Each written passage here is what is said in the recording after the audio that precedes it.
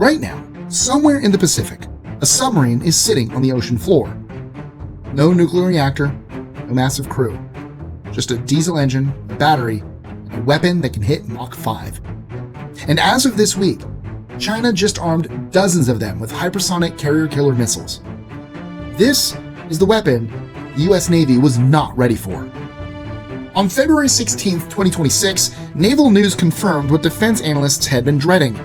Chinese state media quietly announced that the YJ-19 hypersonic anti-ship missile has been officially accepted for service aboard the People's Liberation Army Navy's Type-039B Yuan-class submarines. Now, if that doesn't immediately set off alarm bells, let me explain why this changes everything. The Yuan-class isn't some cutting-edge nuclear attack submarine. It's a diesel-electric boat. Relatively cheap, relatively small. China has at least 13 of them in service right now, with more rolling off the production line every year. They're the workhorses of the Chinese submarine fleet, the equivalent of a Toyota Camry compared to a nuclear submarine's Ferrari. But here's the problem. China just strapped a Ferrari engine onto every single one of them.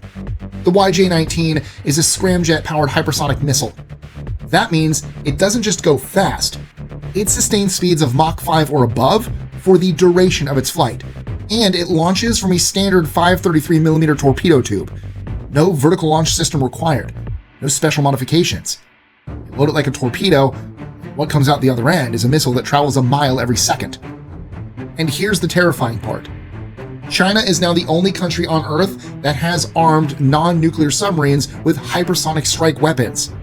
Not Russia, not the United States, not anyone. Just China. But what makes this missile different from everything else in China's arsenal? And why is the US Navy scrambling to respond? Stay with me, because the technical details are where this gets truly alarming. To understand why the YJ-19 is such a game changer, you need to understand what came before it. For years, China's submarines carried the YJ-18 missile. The YJ-18 is itself a serious weapon. It's essentially a Chinese copy of Russia's notorious SSN-27 Sizzler. It works like this. The missile launches as a subsonic cruise missile, flies low over the water to avoid radar detection, and then, in the final approach phase, it jettisons its outer casing and a supersonic rocket motor kicks in. The terminal stage streams toward its target at Mach 2.5 to Mach 3. That's already fast enough to give most warship defense systems nightmares. The reaction time for a ship's crew when a YJ-18 goes supersonic is measured in single-digit seconds. But the YJ-19? It doesn't bother with a slow approach. The entire flight is hypersonic. From launch to impact, this missile is moving at Mach 5 or faster. It's not gliding. It's not coasting on momentum. It's actively accelerating. And unlike a ballistic missile, which follows a predictable arc through space, a scramjet missile flies within the atmosphere. It can maneuver. It can change course. It can dodge. For a US Navy destroyer sitting in the Philippine Sea, this is the definition of a worst-case scenario. Your Aegis combat system detects the launch. You have maybe 30 to 45 seconds to react. Your SM-6 interceptor needs to accelerate, acquire the target, and make the kill. But the YJ-19 isn't flying straight. It's jinking, it's diving, it's coming in at an angle your fire control solution wasn't programmed for. And it launched from a submarine you never even knew was there. Because that's the real story here. It's not just about the missile, it's about the platform. The Type-039B Yuan-class submarine is one of the quietest conventional submarines in the world. And the reason is 3 letters, AIP, Air Independent Propulsion. Most diesel-electric submarines have a critical vulnerability. They need to come to the surface, or at least near it, to run their diesel engines and recharge their batteries. When they do this, they're exposed. They can be detected by aircraft, by satellites, by other submarines listening for the telltale rumble of a diesel engine. But AIP changes that equation entirely. The Yuan-class uses a Stirling engine AIP system that generates electricity without combustion, without air intake, without any of the noise signatures that give away a conventional submarine. The Yuan-class boat can cruise underwater at low speeds for weeks without surfacing. Not hours, not days, weeks. And when it's running on AIP, it's quieter than most nuclear submarines, because nuclear boats always have pumps running, coolant pumps for the reactor, circulation systems, auxiliary equipment. There's always a baseline hum. Yuan-class on AIP and batteries? near silence. The US Navy's anti-submarine warfare community has quietly acknowledged that finding a modern AIP submarine in the open ocean is one of the hardest problems in naval warfare. You need specialized assets, P-8 Poseidon aircraft dropping sono buoys, nuclear attack submarines conducting careful searches, surface ships towing passive arrays. And even then, in the cluttered acoustic environment of the shallow waters around Taiwan or the South China Sea, the Yuan-class can effectively disappear. Now, imagine 13 of these submarines, or 17, or 24, which is where China's fleet is heading as they continue building Yuan-class and the even stealthier Type-039C variants. Each one carrying perhaps 4 to 6 YJ-19 hypersonic missiles alongside their standard torpedo loadout. That's potentially over 100 hypersonic anti-ship missiles hiding beneath the waves, on platforms you can't find. But China isn't stopping at the Yuan-class. What they're building next is even more dangerous, and it's why the Pentagon just called an emergency review of Pacific submarine defenses. The YJ-19 on Yuan-class submarines is just one piece of a much larger puzzle. Because China isn't fielding one hypersonic anti-ship missile, they're fielding 3. In addition to the torpedo tube-launched YJ-19, China has the YJ-17, a slightly larger hypersonic missile designed for vertical launch systems. While the YJ-19 uses a scramjet for sustained powered flight, the YJ-17 is a hypersonic glide vehicle. It launches on a ballistic trajectory, reaches extreme altitude, then dives toward its target at hypersonic speed in a steep, near-vertical attack. Different approach, same result. Your defensive systems have seconds to react. And then there's the YJ-20, sometimes called the YJ-21, a maneuvering ballistic missile type that's already operational aboard China's massive Type-055 Renhai-class cruisers. These 13,000-ton warships each carry 112 vertical launch cells, and some of those cells now hold weapons that can hit a moving aircraft carrier from hundreds of miles away.